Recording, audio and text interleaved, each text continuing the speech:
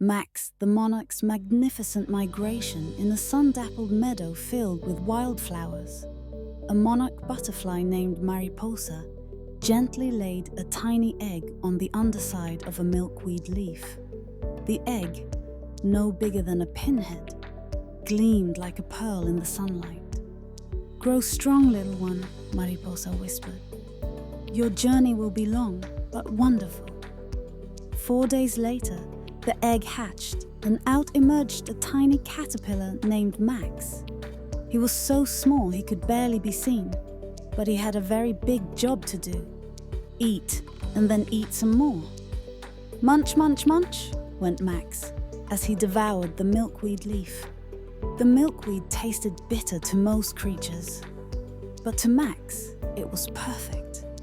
It filled his body with special chemicals that would protect him from predators by making him taste terrible.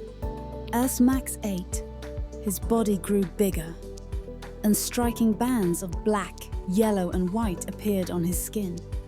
These bright colors were like a warning sign to birds. "I taste awful, don't eat me." After 2 weeks of non-stop eating, Max felt different. His hunger faded, and he felt a strong urge to climb. Finding a safe branch, he spun a silk button and hung upside down in a J shape. What happens now? Max wondered as his body began to change. The next morning, Max's caterpillar skin split open one final time. But instead of a bigger caterpillar, what remained was a beautiful jade-green chrysalis decorated with dots of gold. Inside this jewel-like case, something magical was happening. Max was transforming completely. For 10 days, Max remained silent and still in his chrysalis. His caterpillar body dissolved into a special soup of cells that rebuilt him into something entirely new. When the time was right, the chrysalis turned clear, revealing orange wings folded inside. With a small crack, the chrysalis opened, and Max the Monarch butterfly emerged.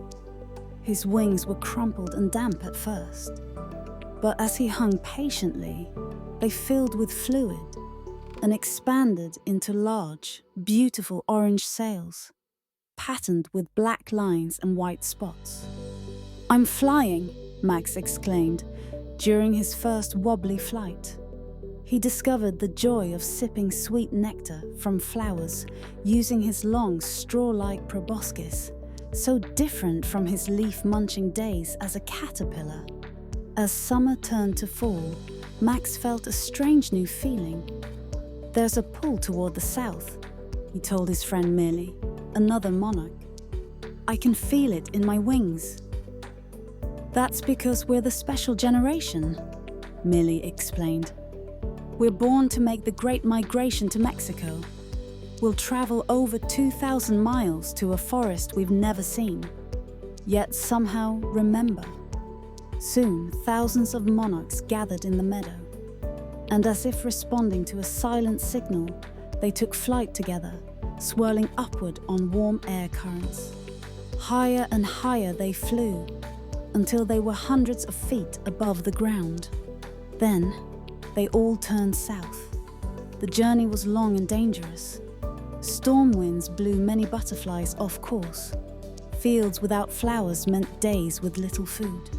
Some monarchs didn't make it, but Max pressed on, driven by an ancient wisdom encoded in his genes. After weeks of flying, Max and the surviving monarchs reached the mountains of central Mexico.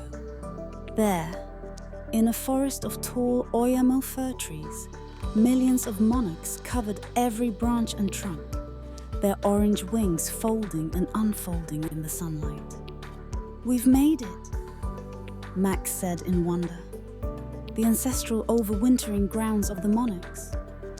Max and his companions clustered together on the trees to stay warm through the winter months. When spring arrived, they would begin the journey north again, laying eggs on milkweed plants along the way to start the cycle anew, from tiny egg to hungry caterpillar. from transformative chrysalis to migrating butterfly. Max's life was a series of amazing changes, and as he rested on the Oyamel fir, surrounded by millions of his kind, Max knew he was part of something bigger than himself, an ancient dance of nature that had continued for countless generations and would continue long after his own journey was complete.